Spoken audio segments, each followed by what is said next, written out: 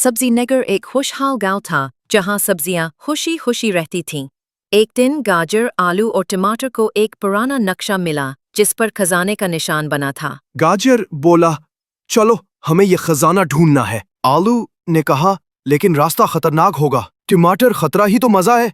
तीनों दोस्त जंगल की तरफ निकले। रास्ते में बैंगन मिला जो बोला, मैं भी साथ चलूंगा, मैं रास्ते के जाल पहचान सकता हूँ।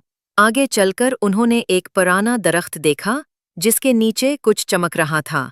जैसे ही आलू ने जमीन खोदना शुरू किया, मिर्च चाची आ गईं। रुको, ये खजाना सिर्फ वही हासिल कर सकता है जो दिल से नेक हो।